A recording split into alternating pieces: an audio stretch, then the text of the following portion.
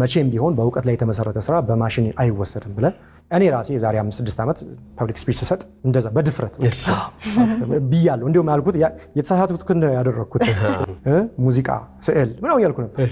ስተት ሙዚቃው ተሰራ። አሁን ኤአይ ስዕል እየሳለ ሊትራሊ ኤአይ ጆክ ይጽፍላችኋል። ኤአይ ለቲቪ ሆስቶች ስኪት ይሰራላችኋል። ሙሉ ስክሪፕቱን ይሰራል። ይሆናል እያልኳቸው አለ ይሆናል። እዚህ በኢቢኤስ ፕሮግራማችን ላይ የማቀርበው ፕሮግራም እሱም 14 ዓመት ሞላው ሳይታስ ታውቃላችሁ። 14 ዓመት ስለ ቴክኖሎጂ ያወራ 14 ዓመት ኢቢኤስ እንግዲህ 15 ዓመት በአንድ ዓመት ብቻ ነው።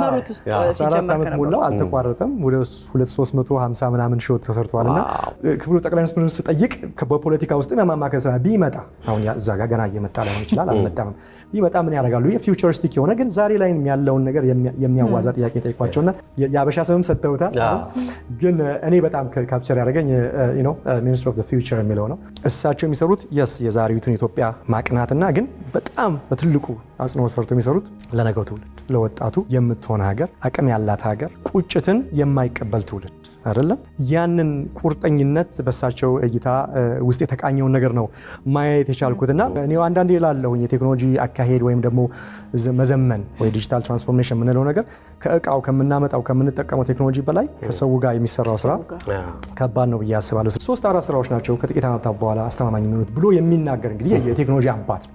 ብዙዎቹ ስራዎች ይሞታሉ። ብዙዎቹ ስራዎች በጣም ዲስራፕትድ ይሆናሉ። ብዙዎቹ ስራዎች ይቀንሳሉ። በኤአይ አማካኝነት ሊሰራ የሚችል ስራ በብዙ የሰው የጉልበት የሚሰራውን ኢሬዝ ያደርጋል። ይሄን ስላቸው የጉልበት ስራ አይደለም እናወራ ያለን ኮሌጅ ተሂዶ ፈርስት ዲግሪ ተይዞበት ማስተርስ ተይዞበት ሰው ብቻ ይሰራል ተብሎ የተባለው ነገር ዲስራፕትድ ይሆናል። የማይቀር ነገር ነው እና